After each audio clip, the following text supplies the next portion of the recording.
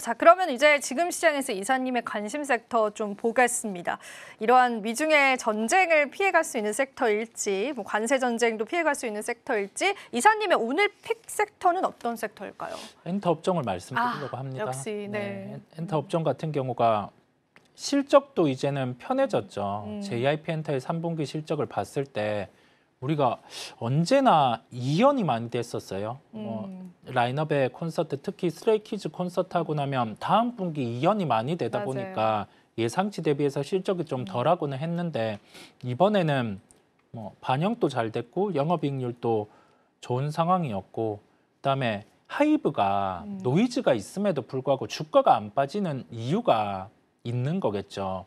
뭐 어찌 보면 어도어 뮤직이 너무 냉정하게 얘기를 하는 건데 통으로 빠진다 하더라도 여기에서 그 실적을 내년 추정치를 대입해보면 한 10% 정도? 10% 정도 주가로 데미지가 있다 보니까 안 빠지는 거고 그다음에 나머지 기업들을 살펴볼 때 새로운 라인업들이 이제 나올 수 있는 환경이 된 기업들 그런 쪽들을 추려보시면 어차피 라인업들이 내놓는 음원, 콘서트 돔 돌 수 있으면 돔 도는 거고 뭐 그런 거다 보니까 많이 해봤었던 쪽 같은 경우가 좀 공고하게 갈 수 있는 거죠. 이 하이브 같은 경우에는 또 BTS 완전체 컴백의 그 모멘텀이 있긴 하더라고요. 네. 그런 측면에서 봤었을 때도 어도어의 리스크를 갖고 있긴 하지만은 그래도 우리가 긍정적으로 좀 볼 수 있다고 보실까요? 맞아요. 네, 충분히 긍정적으로 볼 수 있고 내년에 BTS 완전체 컴백해서 콘서트까지 감안하면 기본 한 3천억 정도의 영업이익이 더해질 수 있어요. 그렇다 보니 이 부분은 긍정입니다.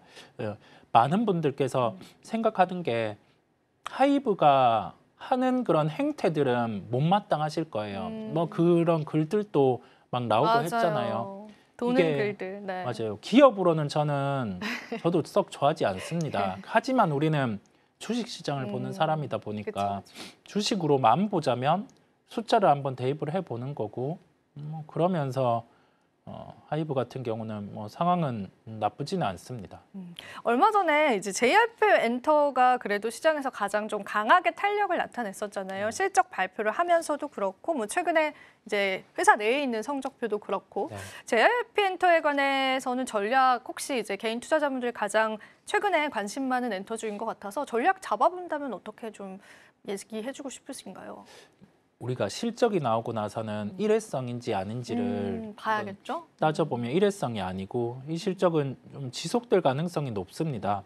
다음 1분기는 살짝 공백이, 4분기 살짝 공백 있고 1분기도 쉬어갈 수 있겠지만은 영업이익률은 거의 그대로 유지된다라고 보시면 되겠고요. 뭐 공고한 스트레이키즈 바탕으로 해서 우리 요즘에 예능 많이 나가는 뭐 엠믹스 뭐 이런 쪽들이 돈을 좀 벌어주는 구조다 보니까 새로운 라인업들도 뭐 이제 치고 올라오고 해서 한 두세 개 그룹 정도가 돔 투어를 돌 수 있는 컨디션이 이제는 올라왔다 보니까요.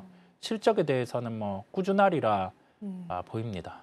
네. 그렇다면 이제 이사님은 어떤 이제 엔터즈 내에서 종목을 고르셨는지 JYP인가요, 혹시? 저는 SM입니다. SM입니까? 네. 주가가 상대적으로 좀 못 올랐다 올랐죠? 보니까. 그죠? 네. 근데 우리가 주가 메리트, 가격 메리트만으로 종목을 고르면 안 돼요. 맞아요. 많이 빠져 있다라고 해서 뭐 주식을 사고 하면 그냥 영원히 많이 빠져 있을 수도 있거든요. 그쵸, 맞아요. 네. 그렇다 보니 이 주가가 올라갈 수 있는 요인이 있을 때 접근을 하는 건데 그 얼마 전에 BBC를 통해서 성장 과정을 발표한 그룹이 디어 앨리스라는 그룹이 있어요. 네. 이게 유럽 쪽 같은 경우는 우리 엔터 쪽이 많이 나아가 있지 않다 보니까 새로운 시장의 개척이 가능합니다.